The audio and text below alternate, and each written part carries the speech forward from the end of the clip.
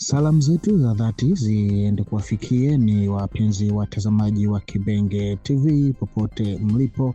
Matumaini yetu mpo salama salimini na mnaendelea vizuri, na tunawakaribisheni kusikiliza awamu ya pili ya habari za matukio ya kila siku ya leo tarehe 5 Februari mwaka 2026. Baadhi ya wakongomani na baadhi ya wachambuzi kadhaa wa kisiasa wanasadikika kuamini kuwa kurejea kwa MONUSCO katika mji wa Uvira kunaweza kuwa kosa kubwa la kimkakati lenye athari nzito kwa usalama katika kanda ya maziwa makuu. Uamuzi wa kuwaleta MONUSCO unaweza kudhoofisha sio tu Uvira bali pia Baraka, Kalemi na hata Bujumbura. Ujumbe wa fikra hizi unapaswa kuchukuliwa kama onyo la waziwazi. Ni halali kujiuliza, je, ni kwa nini namna gani muungano wa M23, AFC/RDF, Twirwaneho, Red Tabara na FNL umeweza kupata risasi kwa wingi, silaha nzito na vifaa vya kisasa kiasi cha kupambana vikali na FARDC pamoja na wazalendo kwa siku kadhaa katika maeneo ya Haut Plateau. Kwa mujibu wa tathmini hii, pasingekuwepo msaada wa vifaa unaodaiwa kutolewa na MONUSCO wakati ambapo makundi hayo yalikuwa yamejikita katika Uvira, Minembwe, Mikenge na Bijombo. Vita katika maeneo ya Haut Plateau vingekuwa tayari vimeshakwisha. Ruzuku na usambazaji wa mapema wa silaha na vifaa katika kipindi hicho unaeleza leo uwezo wa muungano huo kuendelea kupinga mashambulizi ya majeshi ya serikali.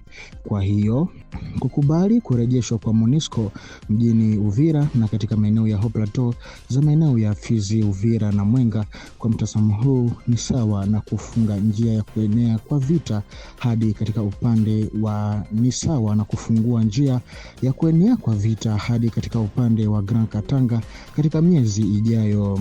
Hatari kuu tatu zinazobainishwa ni pamoja na kurejeshwa kwa baadhi ya familia za Banyamulenge ambazo kwa sasa zinaishi Kamanyola kunaweza kutumika kama kivuli cha kuingiza wanajeshi wa Rwanda mjini Uvira wakijifanya raia, huku silaha zikiingizwa hatua kwa hatua chini ya ulinzi wa kimataifa. Hatari ya pili inaweza kuwa kuwezeshwa kwa usambazaji wa wapiganaji na risasi kwa manufaa ya muungano wa M23, AFC/RDF, Twirwaneho. Na ya mwisho ni kukabidhiwa kwa taarifa nyeti kuhusu mienendo, maeneo na aina za silaha zinazotumiwa na FARDC na wazalendo kwa faida ya muungano huo wa wavamizi wa hasimu.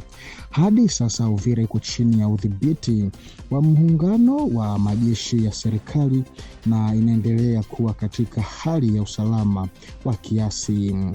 Baada ya mashambulizi ya ndege zisizo na rubani ama drone ambayo yalizimwa haraka na FARDC, uwanja wa ndege wa kimataifa wa Bangboka unaendelea kufanya kazi kwa hali ya kawaida.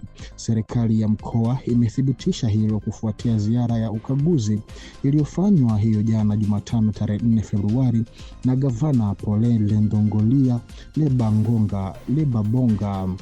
Baada ya kutembelea eneo hilo, mamlaka ya mkoa ilihakikishia kuwa shughuli zote za uwanja wa ndege zinaendelea bila usumbufu wowote, jambo linalowapa matumaini na faraja wasafiri pamoja na wadau wa sekta ya anga. Kulingana na uchunguzi uliofanywa na vyanzo vya Marekani, ndege hizo zisizo na rubani drone zilizojaribu kushambulia uwanja wa ndege wa Kisangani ziliwashwa na kutumwa kutoka Jamhuri ya Afrika ya Kati ama Republique Centrafricaine na wanajeshi wa Rwanda walioko huko kwa mpango wa MONUSCO. Lakini kwa Corneille Nangaa ambaye anatumika kama kibaraka wa wavamizi hao alijitoa mwanga na kujitaja mwenyewe kama mhusika wa tukio hilo la kigaidi kwa kushambulia kiwanja cha ndege ambayo ni mali ya umma. Waangalizi kadhaa wanakadiria kuwa Nangaa hana uelewa wa kutosha kuhusu masuala ya kisiasa yanayohusiana na Watusi wa Rwanda, hasa kuhusiana na watu kama Bosco Ntaganda, Laurent Nkunda au Jules Mutebusi. Viongozi wengine wanakumbusha kuwa mahakama ya kimataifa ya uhalifu The Hague ama CPI inaweza kufuatilia kwa makini masuala haya. Waasi wa M23 RDF waliharibu antena na kituo cha Vodacom kwa lengo la kuingiza MTN Rwanda katika maeneo yaliyodhibitiwa na wao ili kudhibiti simu na ujumbe wa wananchi waliopo katika maeneo hayo. Na hii leo tarehe 5 Februari mwaka 2026, mtandao wa simu wa MTN Rwanda imeweka virudia ishara ama repeteur kwenye minara ya mawasiliano iliyoko Ruchuru Centre, hususan katika mtaa wa Murambi. Hatua hii inawezesha operator huyo wa Rwanda kupanua sasa huduma zake hadi katika eneo la Jamhuri ya Kidemokrasia ya Kongo. Huko eneo la tukio, kadi za simu za MTN tayari zimeanza kuuzwa hasa katika Ruchuru Centre na Kiwanja. Kutokana na hitilafu zinazoendelea kwenye mitandao ya mawasiliano ya kitaifa, wakazi kadhaa eneo hilo wameanza kutumia simu za MTN ili kupata huduma ya interneti. Kulingana na taarifa ya Vodacom Congo, inabaini kuwa matatizo hayo yametokana na hitilafu kubwa ya kiufundi iliyoathiri mfumo wa kimataifa wa nyaya za chini ya bahari ama fibre optique, hali iliyosababisha usumbufu wa upatikanaji wa interneti katika maeneo ya DRC. Paul Kagame anaamini kuwa namna hii amefanikisha kupata maeneo ya Jamhuri ya Kidemokrasia ya Kongo na kuyachanganya na Rwanda. Kwa mtazamo wake, sasa ni wakati wa kufanya mabadiliko makubwa. Alianza na kubadilisha utawala, siasa, usalama na uchumi. Sasa ni wakati wa kubadilisha mitandao ya interneti na baadaye fedha na lugha rasmi. Operesheni hii inapangwa kufanywa katika maeneo yote yaliyo chini ya udhibiti wa jeshi la Rwanda. Hayo yote yanatokea huku upande mwingine rais huyo wa Rwanda Paul Kagame amesema kuwa hatua ambazo Kigali inaziita hatua za kujilinda hazihusiani kabisa na uchimbaji wa rasilimali za madini za Jamhuri ya Kidemokrasia ya Kongo, bali zinalenga kulinda usalama wa Rwanda dhidi ya vitisho vinavyoendelea tangu mwaka wa 1994 ama 1994. Kwa mujibu wake, chanzo kikuu cha mvutano kati ya Rwanda na DRC ni uwepo wa waasi wa FDLR katika nchi ya Kongo ambao anawahusisha na itikadi ya mauaji ya kimbari.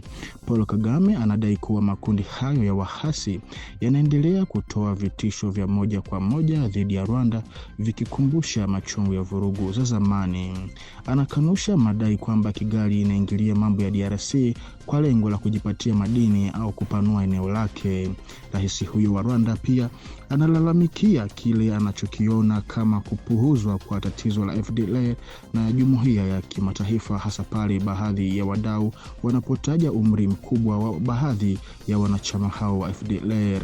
Kwa mtazamo wake, hoja hiyo haina uzito, kwani itikadi hiyo imepitishwa kwa kizazi kipya cha wapiganaji ambao bado wanaendelea kuwa hai na wenye uwezo wa kupigana. Aidha, anasituhumu mamlaka za Kongo kwa kuwahifadhi, kuwapa silaha na kushirikiana nao kwa njia mbalimbali. Hatimaye Paul Kagame anasisitiza kuwa vita vinavyoendelea katika DRC havikuchochewa na Rwanda wala havikuanza kutoka katika ardhi ya Rwanda. Anasema kuwa chanzo cha vita hivyo kinajulikana wazi, lakini baadhi ya wahusika wanachagua kukipuuza. Kauli hizi zilitolewa wakati wa ufunguzi rasmi wa toleo la 20 la mazungumzo ya kitaifa ya Rwanda yajulikanayo kama Umushikirano mjini Kigali.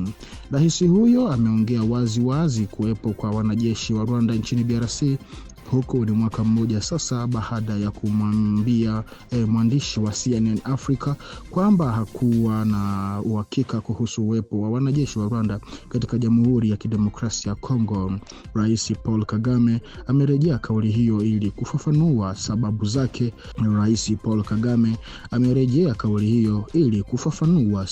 Sababu zake.